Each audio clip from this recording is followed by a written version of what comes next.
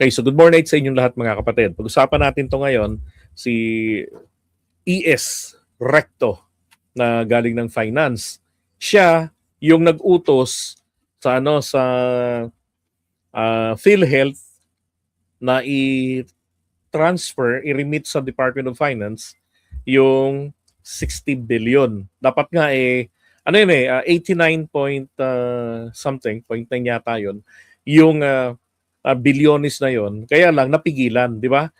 Hanggang nakakuha lang ng 60 billion kasi apat na staggered yun apat na So yung panghuli hindi na natuloy. Naalala ninyo, so naglabas ng desisyon ng Korte Suprema tungkol diyan. Ito. Through the ponentia of amend or overturns, the Supreme Court also notified as urgent House Bill number 8980 and distribution of copies in advance. Except in cases of grave abuse of discretion, the authority to decide whether a certification of urgency is valid rests solely with Congress. In this case, Congress approved the President's certification to expedite the passage of the bill. The Supreme Court also denied the petitioner's request to determine the liability of the DOF Secretary for technical malversation and/or plunder, ruling that such matters are improper for resolution in this case. Okay. So, sa desisyon mismo ng Korte Suprema, hindi po totoo, walang katotohanan na si ES Recto ay inabsuelto. Okay? Ang sabi lang dito ay iniwasan ng Korte Suprema, hindi pinagbigyan yung hiling ng mga petitioner na i-determine ng Korte Suprema. Kasi parang determination of probable cause. Ibig sabihin kung para tignan ng Korte Suprema, pasok ba sa plunder, technical malversation of fund, yung ginawa ni Ralph Recto. Alam niyo ho, doon sa proseso ng determination ng probable cause para sa mga yan, ibig sabihin, yung bang accusation ay pasok sa banga. 'Di ba? So may mga elemento na kinakailangan na ito ay ma-fulfill. Ibig sabihin kailangan i-present yung mga elemento na ito. Ngayon, kinakailangan po yan, in determination, kinakailangan ang due process. Kailangan si Recto pasagutin ng Korte Suprema. Kumbaga yung trabaho ng ombudsman o ng DOJ, pinasasaklawan ng mga petitioners sa Korte Suprema. Ang gusto ng mga petitioners doon ay masiguro nila yung panalo. Kasi pag idinimanda nila yan, walang magagawa ang ang ombudsman, 'di ba? Kundi magkaroon ng indictment. walang magagawa yung sandigan bayan kung hindi hatulan ng guilty kasi nauna lang nagsabi ang Korte Suprema. Kaya iniwasan lang ng Korte Suprema. Ang sabi nila, hindi yan proper. Okay? Ang proper lang daw is yung determination ng constitutionality ng ginawa ni Recto. Sabi nga nila, unconstitutional yung nilabas niya na nakautusan doon sa PhilHealth na mag-transfer kayo, solely kayo ng 89 point something na bilyones. Ngayon,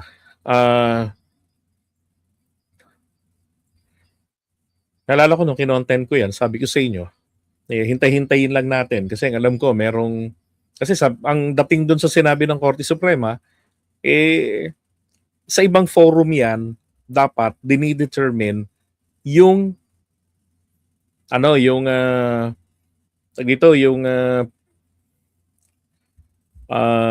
pasok ba sa banga yung mga pinagagawa niya. Ngayon, ito yung sinasabi ko sa inyo. Para sa akin po, merong isa dito sa mga kaso na to ang suntok sa buwan. Alin dyan sa tatlong yan ang suntok sa buwan? Sige nga. Yung hindi siya mapapatunayan na guilty. Ayan, so kinasuhan sila. Okay. Ito, sila nga nila Desma. So, ang nagkaso, itong mga to, may Mussolini pa ha. So, technical malversation, anti-graft and corrupt practices, tsaka yung plunder, and then yung grave misconduct.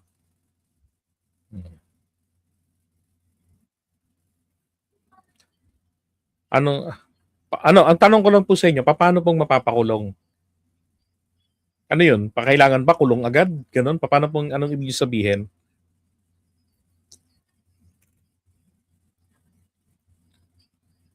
Okay, so unahin natin ang grave misconduct. Dito sa papaliwanag ko sa inyo, yung tatlong kaso na yon, kayo na makakapag-isip kung alin doon. Okay, so yung kaso po ng grave misconduct, ang sabi rito, serious wrongful behavior by a person in authority or an employee, especially one connected with their official duties. In simple terms, it refers to intentional serious wrongdoing, not just a mistake or negligence.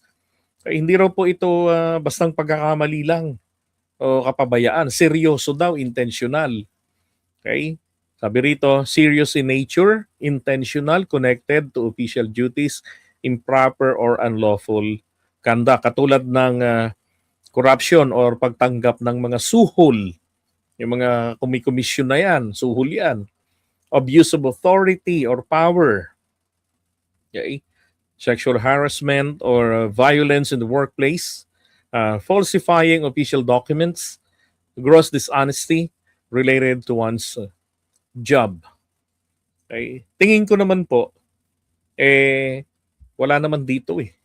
Hindi rin naman dito nagkaroon ng abuse of authority of power. Remember, 'di ba? Sinabi ng Korte Suprema na walang pang-aabuso sa kapangyarihan na ginawa etong si Ralph Recto. Kasi sinunod niya lang yung GAA, yung provision ng GAA. Yung yung D11 gano'n, yung gano'n na provision, yung rider na tinatawag na kung saan nag-authorize sa executive department, 'di ba? Na magpalipat ng pera. Sinasabi doon, bawal 'yun. Kumokontra kasi 'yun doon sa sa yung batas ng PhilHealth, tsaka yung doon sa Universal Health Universal Healthcare Act, yung UKA. Right? So ito, tingin ko hindi ito obra dahil walang pang-aabuso. Ito pa, technical malversation means the use of public funds or property. Madaling salita, ito lang yan. Ang technical malversation, hindi po ito ninakaw ang pera. Wala pong ninakaw na pera. Kaya nga kung yung tao sinampahan ng kasong technical malversation, tapos sinampahan pa ng plunder, nagkokontrahan yung dalawang kaso. Kasi dito, walang ninakaw na pera sa technical malversation. Doon sa plunder, merong ninakaw na pera. 'Di ba? Mamaya pupuntahan natin paano yung plunder.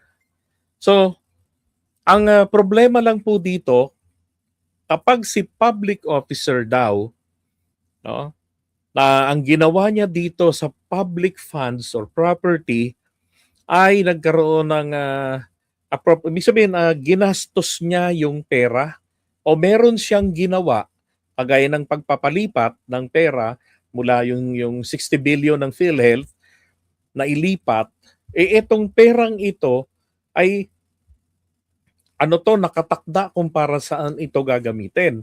Hindi ba sa batas ng UKA, yung Universal Healthcare Act, ang nakalagay doon, ang pera ng PhilHealth, kinakailangan daw po magtabi sila.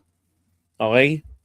magtabi sila ng ah, pondo katumbas, kumbaga buffer nila, katumbas ng 2 taon na projected activities nila. Ibig sabihin expenses.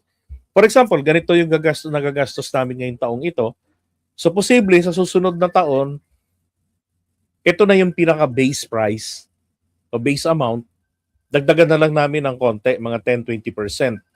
'Di ba? Para sa miscellaneous. Ganon. Tapos, ang sabi pa roon sa batas na yan, sa UKA, ang pera daw ng PhilHealth, no, yung sobra nilang pera ha, kung nakakuha na sila ng buffer funds nila na good for 2 years, i-invest daw ito, gamitin sa investment. Nang sa ganon, yung kita, yung revenue sa investment ay magamit sa expansion ng serbisyo. Pwedeng para sa pagpababa ng premium. Kung ang binabayaran natin ngayon ay 200 pesos, 300 pesos, depende sa laki ng sahod mo, mapapababa na yan kasi sasaluhin na yan ng revenue mula sa mga investments ng excess funds ng PhilHealth. And again, hindi po lahat kasi ng excess funds ay dapat makuha ng national government. May exemption. Ang UKA, walang sinasabi doon na may dapat na mailabas pa sa PhilHealth. Ang sinasabi ng UKA, kung ano ang gagawin sa pera nila, magtabi ka ng 2 taon ng katumbas na pondo or buffer funds ninyo. Tapos yung sobra ninyong pera, pagka meron kayong mga tira-tira dyan, i-invest ninyo, wag yung patulugin. Kasi pag pinatulog nila yon, nako ho, grave misconduct po yan. Di ba? O parang negligence of duty yan. Sinasadya. Kasi ang bilin, pag may sobra na kayong pera, i-invest nyo. So, ibig sabihin mo lang natatabing pera dyan. Di ba? Kaya nga may buffer kayo, good for 2 years, then the rest must go to investments. Di ba? Para dumating yung punto na libre na yung mga services na kino-cover ng PhilHealth and then sa mga public hospitals, at dumating na rin yung panahon na mag-expand na rin itong coverage na to sa mga private hospitals na kung saan medyo may kamahalan ang mga services. Yun. So, ibig sabihin, yung 60 billion ay may nakatakdang paglalaanan ng pera na yon. 'Di ba? Ngayon, base sa aksyon ni public officer ni Ralph Recto, yung pera na yon, ng pinakialaman niya, ay nauwi po sa ibang pinagamitan. Parang katulad ng example na to. Funds allotted for school building repairs. Kunwari lang ito instead daw nagamit pagbili ng medical supplies para sa barangay clinic. Sabi, both are public purposes, but the use is not authorized by the appropriation law. Remember ang sabi ng Korte Suprema? 'Di ba? Kung meron kayong gagawing batas, ay gagawing ganitong aksyon, nakukunin niyo yung pera, nag-authorize kayo, dapat ito hindi gamit ng rider, kundi gamitin ninyo separate legislation. Kumbaga, amyendahan ninyo yung Universal Healthcare Act. Bubutasan nyo yun, bibigyan nyo sila ng exemption. 'Di ba? Kaso hindi, rider lang ang ginamit. Hindi raw pwede yon, sabi ng Korte Suprema. Kaya nga sabi rito, 'di ba? Not authorized by the appropriation law. Kasi kinakailangan authorized. May separate legislation regarding appropriation for specific matter. Now, Philippine Legal-Based Technical Malversation is under Article 220 of the Revised Penal Code or RPC. Yan. Important note, even if done in good faith, okay? Kahit nasabihin pa natin na malinis naman yung kalooban, malinis naman yung intention ni Recto. Para naman sa bayan yung gusto niyang mangyari. Kasi sobrang pera ng PhilHealth yan. Marami silang pera. Kaya nga yung Senado, another illegal pang ang ginawa ron, hindi sila binigyan ng pondo ng Senado. Kaya sabi ko dati, kung ibibito ni PBBM ito, palagay ko etong part na to, itong bagay na to, ang magiging dahilan Kasi kinakailangan may pondo yan, pero hindi pinondohan ng Senado. Diba? Hinarang si Chis Escudero during BICAM ang nagpaalis ng pondo ng PhilHealth. At sabi nga nila Grace po, nainis sila kasi hindi naubos ng PhilHealth yung pondo nila, minatitira sila. Eh yung Ukalo mismo nagsasabi magtabi kayo good for 2 years na pinaka-buffer funds ninyo. Para kung magka-leche-leche, makakasiguro ang taong bayan na sa loob ng 2 taon walang masisira na serbisyo. Kasi may perang nakatabi. At mag-invest kayo ng sobra yung pera. Hindi nila nakita yun. Hindi nila binigyan ng pondo. Mali rin doon ang Senado at yung BICAM noon. Sabi ko nga, dapat binito ni PBBM yun. Eh hindi yun ang binito niya. Ang binito niya, yung mga nakita niya ng mga presyo na magkakapareho. Ay hindi, yung mga ganon. Diba? Tapos may mga natira, ang ginawa niya, nilagyan niya ng 4 later release na hanggang ngayon hindi na-release. Kasi nga kahina-hinala at hindi ma-justify yung paggagamitan. So palagay ko, para masabing sumabit dito si Ralph Recto, palagay ko may sabit eh. Bakit po? Di ba September inutos ni PBBM ibalik, di ba, yung 60 billion sa PhilHealth. Ang ibig sabihin nun ng Pangulo, hindi ito hihintayin sa GAA. Kasi kapag ka-GAA, taong bayan na magbabalik. Lugi na nga tayo doon. Kumbaga, 2 tax natin. Di ba? Ang gagamitin. Yung para sa pondo ng gobyerno ilalaan sa PhilHealth para sa 2026 galing sa buwis ng taong bayan. Eh naglaan na tayo dati para sa PhilHealth eh. 'Di ba? Yung 60 billion na 'yan. Tayo pa magbabalik di double jeopardy yung mangyayari. Eh sa Pangulo, September niya sinabi 'yun. Eh ang problema, hindi pala nagawa 'yun ni Ralph Recto. Ang tanong, saan napunta ang pera? Kasi ang sabi ng Pangulo, hindi sinabi ni PBBM na yung pera intact eh. 'Di ba? Hindi sinabi 'yon. Nandiyan lang ang pera, intact, hindi naman nagalaw. Hindi sinabi ng Pangulo 'yon. At kung totoong intact ang pera at the time, napakadali nilang isoli sa PhilHealth 'yon. 'Di ba? I-authorize lang yung transfer noon sa account ng PhilHealth. Eh di balik na. Ang sabi ng Pangulo, sapagkat meron tayong makukunan ng meron tayong ibang source of fund na may savings. Makatipid. Saan galing? Doon sa mga flood control projects daw na finor later release niya. 'Di ba? Na hindi niya na pinago yung pera. So nakatipid roon. Eh pag magtatapos ang taon, may kapangyarihan ng presidente na i-reallocate yan eh. Okay? Now, itong 60 billion, ang sabi ron, ginamit itong pampondo para sa unprogrammed appropriations sa UA. Yung unprogrammed appropriations, ito po ay itinakda nila sa GAA na paggagamitan ng mga pondo sa flood control, for emergency. Yan, wala talagang pera ang unprogrammed appropriations. Pero inaaprubahan para maitakda kung magkano yung magiging laman. Now, yung unprogrammed appropriations, nagkakapera yan in this way. Kalaunan, ang gobyerno tinitignan. Meron pa ba tayong makukunan ng mga nasingil kayo? Pag nakita na, oo, meron kami nakita, kailangan yung 60 billion. Okay, meron tayong revenue mula sa mga buwis na nasingil ngayon, meron tayong 60 billion. So, isi-certify ito ng finance na meron tayong 60 billion. So ngayon, etong 60 billion na to, yun na yung gagamiting pondo para sa unprogrammed appropriation. So magagamit yan sa kung saan ito nila nilaan. Mga flood control projects ba na kinakapos ng pondo o para sa mga kung anong anik-anik. So ganun po yun.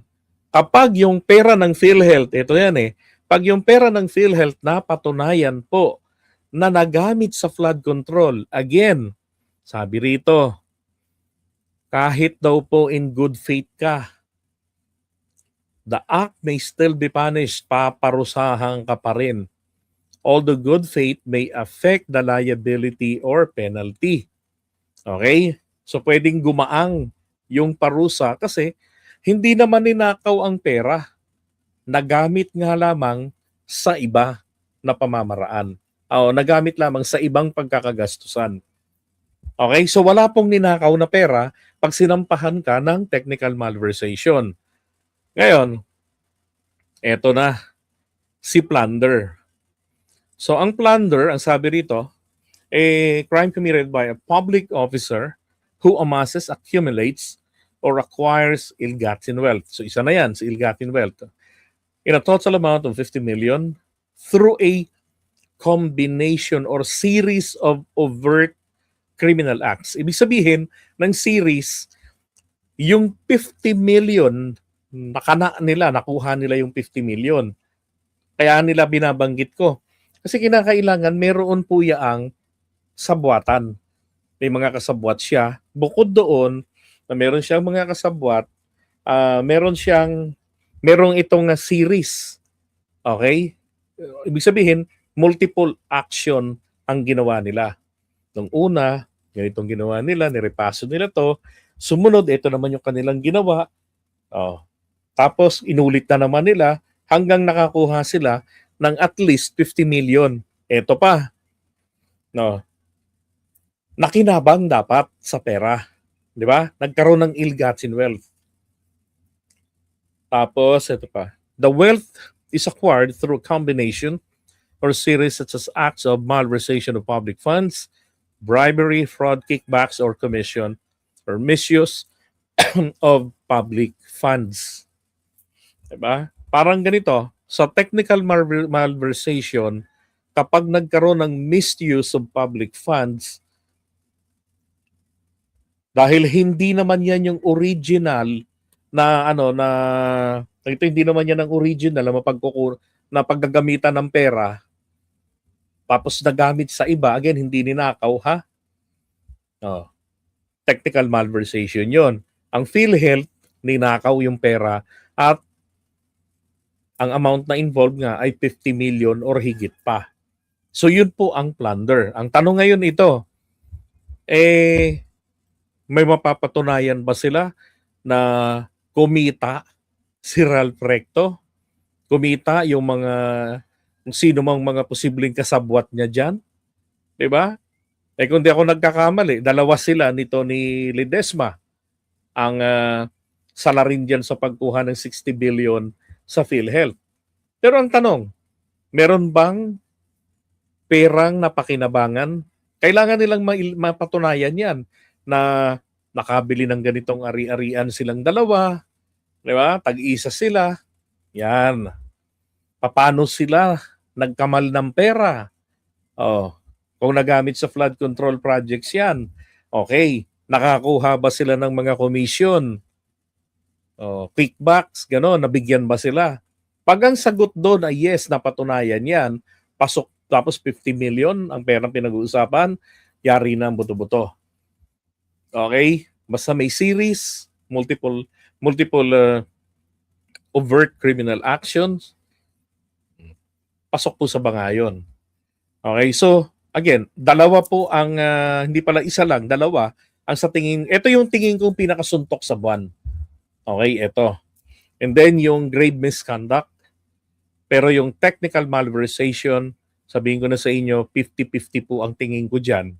Depende kapag yung pera ng 50 billion, ay 60 billion ng PhilHealth, or may portion nito na nagamit, nagastos. Pero kung hindi po nagastos yon, wala pong technical malversation. Okay? Kailangan kasi nagastos ang pera sa ibang bagay other than doon sa intention para sa kanya. Okay? Parusa, ang magaang lang naman. 40 years. Tapos, habatakin pa yung mga ari-arian mo, yung ill-gotten wealth. For example daw, a government official repeatedly diverts public funds, receive kickbacks. So nag-technical malversation na rito, nag-divert ng public funds. and then from government projects and accumulates 100 million in unlawful assets. This constitutes plunder. Yan. Okay, nagkaroon sila ng mababa pa rito sa 100 million, 'di ba? Basta 50 million yung nadali nila, pasok sila sa banga. Kaya kung magpa-plunder ka lang, siguraduhin mo na hanggang makakananin nyo 40 lang. Okay, 49 lang. 49M lang. Para ang ending mga nasa 6 years lang ang kulong.